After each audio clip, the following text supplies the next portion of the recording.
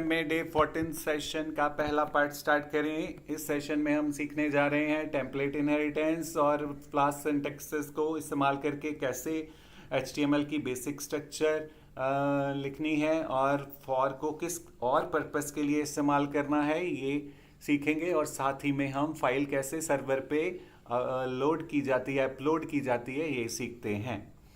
तो आपको दो फाइल्स क्रिएट करनी है, एक तो आपको base dot H T M L name की और दूसरी new underscore scan dot H T M L की। तो नेम आप जो चाहो रख सकते हो। अब हम क्या चाहते हैं, टेम्पलेट इनहेरिटेंस के थ्रू हम चाहते हैं base dot H T M L में जो भी चीज़ें बनाएंगे वो सारी की सारी new underscore scan dot page पे भी दिखने लगें। तो इस तरह से इस टास्क को हम टेम्पलेट इनहेरिटेंस भी कहते हैं। अगर हमें पहले से बनी हुई किसी और फाइल का डाटा सारा करंट फाइल में शो करवाना है तो वो टेम्पलेट इनहेरिटेंस कहलाता है। तो इसके लिए हम फ्लास्क सिंटेक्स लिखेंगे, करली ब्रैकेट परसेंटेज, फिर स्पेस एक्सटेंड्स, डबल कोट में जिस फाइल का डाटा इस्तेमाल करना है, और फिर परसेंटेज करली ब्रैकेट एंड करनी है। तो ये स्टेटमेंट क्या करेगी, एक तरह से हमें इनहेरिटेंस का कॉन्सेप्ट इम्प्लीमेंट करके देगी। तो base dot H T M L का डाटा हम इस्तेमाल करना चाहते हैं new scan H T M L file में। तो new scan H T M L file जो है वो चाइल्ड फाइल कहलाएगी और जिस फाइल को हम इस्तेमाल कर रहे हैं वो पेरेंट फाइल कहलाएगी। तो इस तरह से base dot H T M L एक पेरेंट फाइल है, इसमें हम जो भी चीज़ें बनाएंगे वो सारी न्यू स्कैन वेब पेज पे भी दिखने लगेंगी। तो एक्सटेंड्स कीवर्ड से इनहेरिटेंस इम्प्लीमेंट होगी यहाँ पे। तो आपने सीखा कि फ्लास्क सिंटेक्स जो है क्या करेगा, ये base dot H T M L template में जो भी लेआउट है वो सारा न्यू स्कैन पेज पे ले आए। इसमें हम क्या क्या बनाएंगे base dot H T M L में, हेडर, फुटर, नव बार, ये सारी की सारी चीज़ें इस पेज पे भी ऑटोमेटिकली आ जाएंगी, हमें दोबारा से कोड नहीं लिखना पड़ेगा। तो ये कोड भी रीयूजेबिलिटी का फीचर देता है, हमें बिना द्वारा लिखे हुए कोड को इस्तेमाल कैसे करना है इस स्टेटमेंट को इस्तेमाल करके। तो इस तरह से हम base dot H T M L में सी एस एस को इस्तेमाल करके हेडर बनाएंगे और फुटर भी बनाएंगे। तो पहले हम new underscore scan H T M L में क्या क्या स्टेटमेंट्स, क्या क्या कोड लिखना है ये समझते हैं। तो सेकंड स्टेटमेंट है करली bracket percentage block space title percentage करली ब्रैकेट बंद, और ये एक तरह से बिगनिंग टैग हो गया और इसके बीच में हमने टाइटल मैसेज देना है। जो भी मैसेज आप देना चाहो दे सकते हो। हम यहाँ पे new scan resume scanner name का मैसेज दे रहे हैं। तो और फिर एंड कर देना है आपको करली ब्रैकेट परसेंटेज एंड ब्लॉक और परसेंटेज करली ब्रैकेट के साथ। तो ये ब्लॉक हमारा जो है क्या करेगा, जो भी मैसेज हम इन टैग्स के बीच में देंगे, इस सिंटेक्स के बीच में देंगे, वो टाइटल बार पे दिखने लगेगा।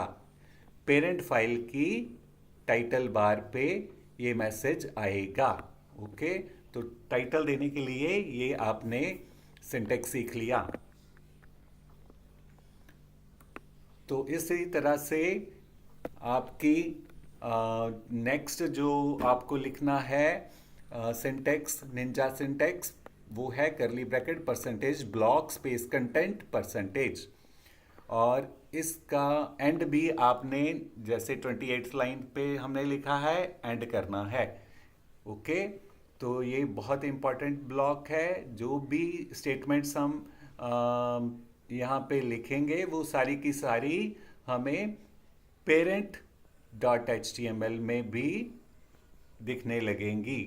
तो यहाँ पे अभी हमने खाली रखा है इसे, तो अभी हमें new scan dot H T M L web page जब रन करेंगे तो कुछ भी दिखाई नहीं देगा। ओके, किसके सिवाय, base dot H T M L के नवबार और हेडर और फुटर के सिवाय। तो यहाँ पे आपने देख लिया एक बेसिक स्ट्रक्चर है ये जो हमने बना ली HTML फाइल की निंजा सिंटेक्स को इस्तेमाल करके। ओके, तो आपको ये आंसर करना है क्वेश्चन। कमेंट में आपको आंसर क्या देना है, किस क्वेश्चन का आंसर देना है कि टेम्पलेट इनहेरिटेंस क्या होती है और किस स्टेटमेंट के साथ हम टेम्पलेट इनहेरिटेंस कर सकते हैं, और साथ में आपको बताना है कि ब्लॉक कंटेंट वाला जो सिंटेक्स है ये किस काम के लिए इस्तेमाल होता है। और नेक्स्ट हमने इस जो कंटेंट एरिया है उसके अंडर हमने सेक्शन पार्ट ले लिया। आप डिव भी ले सकते हो। तो जैसे कि मैंने आपको पहले भी बताया कि अगर हमने अपने पेज में अलग अलग पार्ट्स बनाने हैं, डिवीज़न करनी है, तो डिव टैग के साथ की जा सकती है। तो इस तरह से आप सेक्शन टैग भी इस्तेमाल कर सकते हो। तो यहाँ पे मैंने डिव की जगह सेक्शन ले लिया, आप डिव भी ले सकते हो। तो यहाँ पे इसमें कार्ड नेम का स्टाइल हम अप्लाई करेंगे। तो CSS में हमें कार्ड्स का स्टाइल भी लिखना पड़ेगा। तो अभी हम स्टाइल का नेम रख रहे हैं। तो ये जो सेक्शन पार्ट है कार्ड नेम के स्टाइल को इस्तेमाल करेगा। इस तरह से हमें हेडिंग देना है कि हमारा पेज जो आए तो स्कैन ए रिज्यूम नेम का हेडिंग आ जाए। तो साथ में पैरा हमने ले लिया, पैराग्राफ में ये मैसेज लिख लो आप, हमें इस पेज से क्या करवाना है, एक रिज्यूम फाइल जो है वो अपलोड करवानी है सर्वर पे। तो ये पेज रेडी करने के स्टेटमेंट्स हम सीख रहे हैं। तो इस तरह से फिर आपको फॉर्म ले लेना है। फॉर्म में आप 3 एट्रीब्यूट्स देख रहे हो। सबसे पहला एक्शन एट्रीब्यूट है, इसका काम आपको पता है कि एक्शन में हम रूट का नेम लिखते हैं। ओके, जब भी सबमिट बटन पे क्लिक करते हैं तो हमें ब्राउज़र एक्शन एट्रीब्यूट के पास ले आता है और एक्शन एट्रीब्यूट हमें APP फाइल में स्कैन रूट के पास ले जाएगा। तो ये रूट पे जाने का दूसरा तरीका आपने यहाँ पे सीखा, एक्शन। और second method equal to post के बारे में आप पहले से जानते हो। ओके, जब भी हमें सर्वर पे डाटा भेजना है तो मेथड इक्वल टू पोस्ट हम लिख रहे हैं। और थर्ड एट्रीब्यूट जो है ENC टाइप एट्रीब्यूट है, ये नया एट्रीब्यूट है फॉर्म में जो हम लिख रहे हैं, इक्वल टू डबल कोट में multipart slash form underscore data. तो ये क्यों इस्तेमाल करना है? It tells the browser how to send data to the server. Okay, form का डाटा कैसे सर्वर पे भेजना है ये बताएगा। और जब भी हमने फाइल को अपलोड करना है तो हमें ये एट्रीब्यूट लिखना ही लिखना है। जब भी हमने input type equal to file tag को इस्तेमाल करना है तो हमें multi part slash form data value वाला एट्रीब्यूट लिखना ही लिखना है। तो इससे क्या होगा, फॉर्म के साथ फॉर्म का डाटा भी और जो फाइल हमने सेलेक्ट की है वो भी सर्वर पे जाएगी। It sends both text field data and files together to the server, और without it uploaded file will not reach the server properly. इस सिंटेक्स के लिखे बिना फाइल जो है वो सर्वर पे नहीं जाएगी। तो तीनों एट्रीब्यूट्स का आपको अच्छे से पता चल गया है। तो इन एट्रीब्यूट्स का क्या क्या काम है ये भी आपको कमेंट में लिखकर भेजना है। और फिर यहाँ पे हम लेबल टैग ले रहे हैं। लेबल टैग में फॉर का इस्तेमाल हमने किया है, ये पहले भी सीख चुके हैं कि अगर हम अपने लेबल को किसी और इनपुट के साथ लिंक करना चाहते हैं तो हम फॉर का इस्तेमाल कर सकते हैं। तो यहाँ पे हम चाहते हैं जॉब टाइटल के लेबल को इसके इनपुट बॉक्स के साथ कनेक्ट करना है। जब ओके, तो हम इसलिए फॉर का इस्तेमाल कर रहे हैं। हम यहाँ पे for equal to double quote में जॉब टाइटल लिख लिया। तो अब हमने इनपुट बॉक्स भी क्रिएट कर लिया। इनपुट बॉक्स में आईडी सेम देनी है जो हमने फॉर के साथ ली है। फॉर के साथ जो भी आपने मैसेज लिखा है वो सेम नेम आपको आईडी के साथ लेना है। ओके, या आप कह सकते हो आईडी, जो इनपुट बॉक्स की आईडी है, सेम नेम जो है वो आपको फॉर के साथ लिखना है। तो इस तरह से इनपुट बॉक्स में हमने आईडी भी ले ली, नेम भी रख लिया और प्लेस होल्डर भी लिख लिया।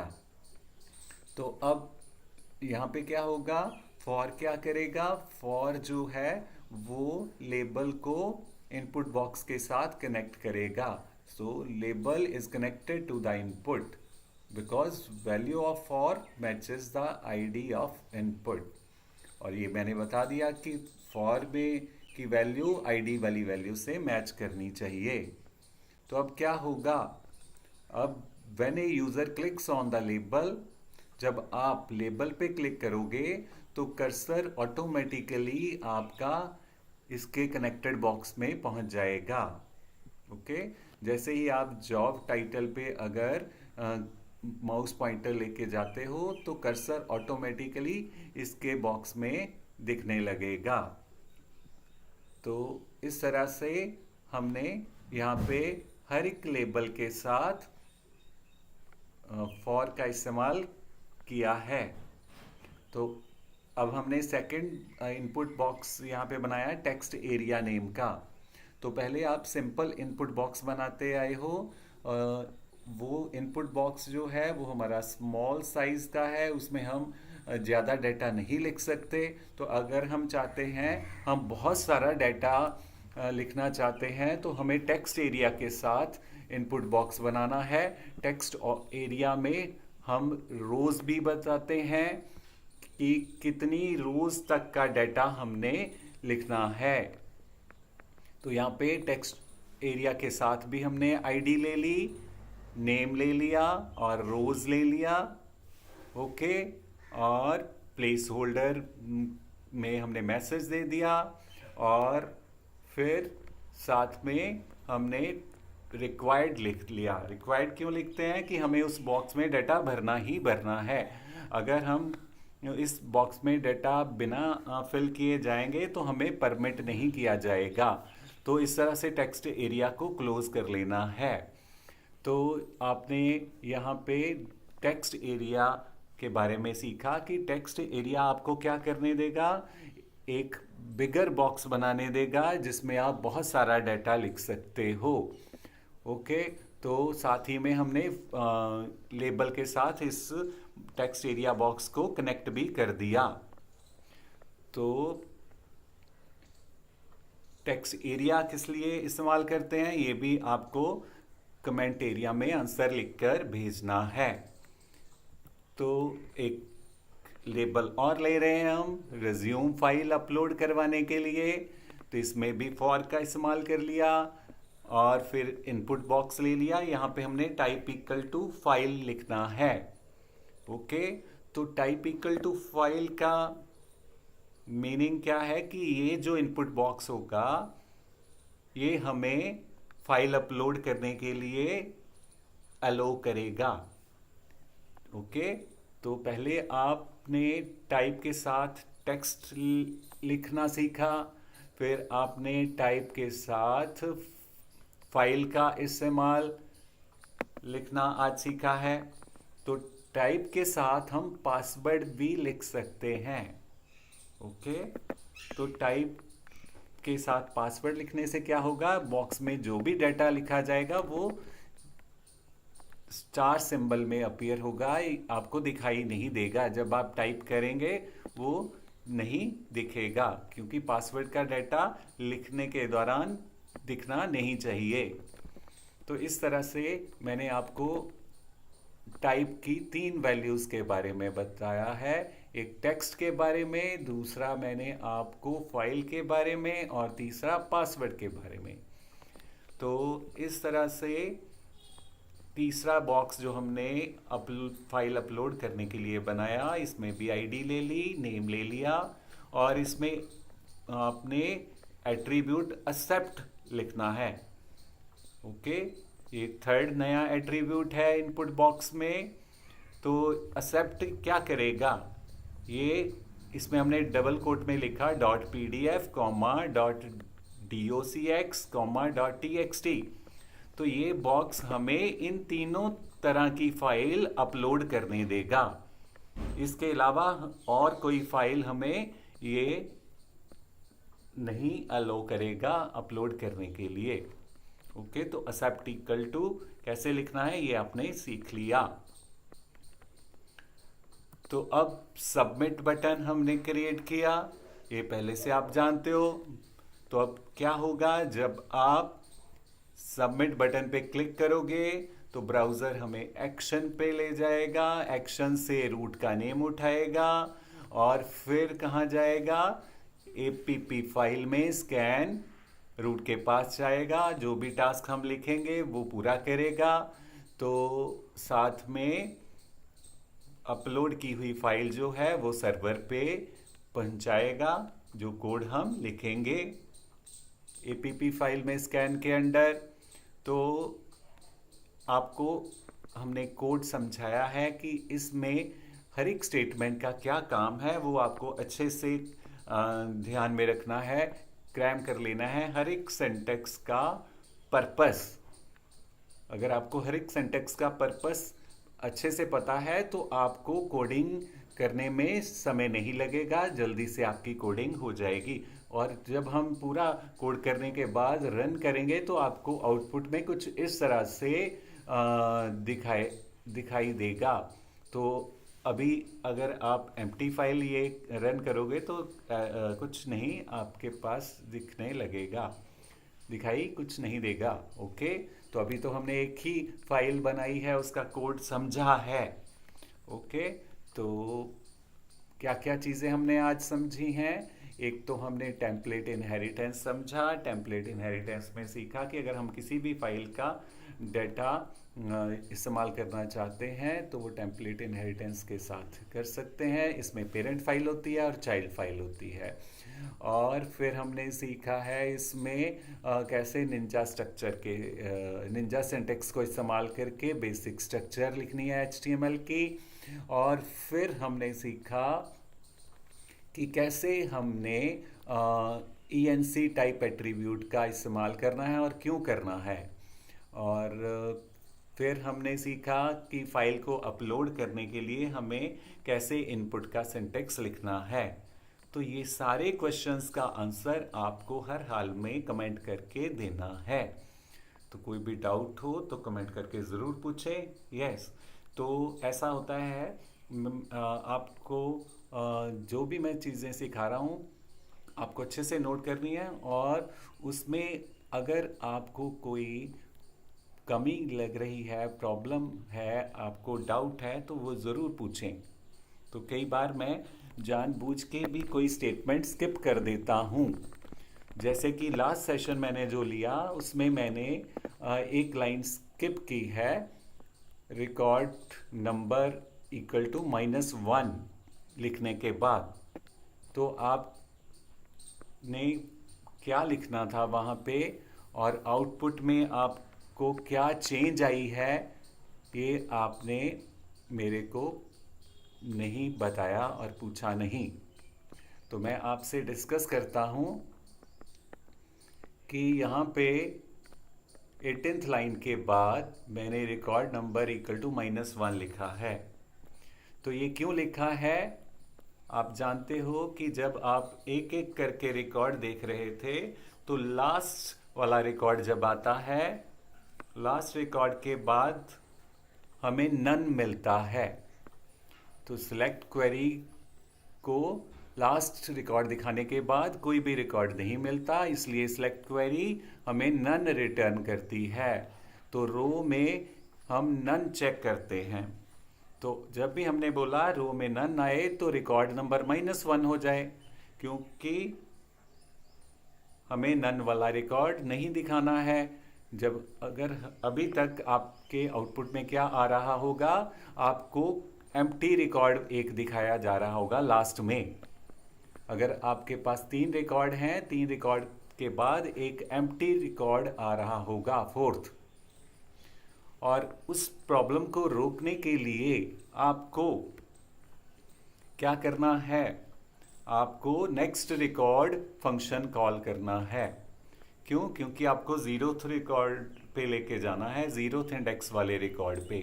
तो कैसे पहुंचेगा? जब रिकॉर्ड नंबर में +1 ऐड होगा, तो -1 +1 जब हम करेंगे तो 0 होगा। तो इसके लिए हमें 18 स्टेटमेंट के बाद नेक्स्ट रिकॉर्ड फंक्शन को कॉल करना है। तो यहाँ पे हम रिटर्न करवा रहे हैं, रिटर्न, आप नेक्स्ट अंडरस्कोर रिकॉर्ड भी लिख सकते हो, या फिर return space redirect round bracket में URL underscore for round bracket में single quote next underscore record.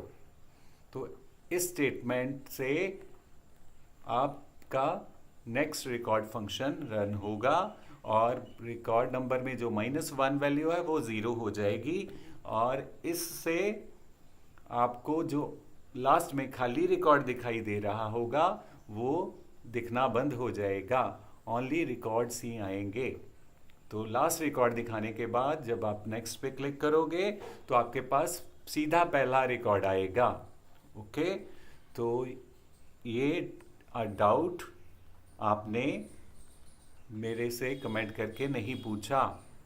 Okay, तो आपको हर एक चीज़ अच्छे से नोट करनी है, तो तभी आप एक अच्छा और प्रॉपर सॉफ्टवेयर डेवलप कर पाओगे। तो सेशन को यहीं पे स्टॉप करता हूँ। आंसर भी आपको देने हैं, और ये फाइल तो आपको लास्ट सेशन में से मैंने पेजेस दिखाए हैं। तो चलिए, thank you, have a nice time. और चैनल को सब्सक्राइब ज़रूर करें अगर आप चैनल पे नए हो, ताकि आपको हर एक सेशन के वीडियोस मिलते रहें, और चैनल को शेयर ज़रूर करें। Thank you, bye bye.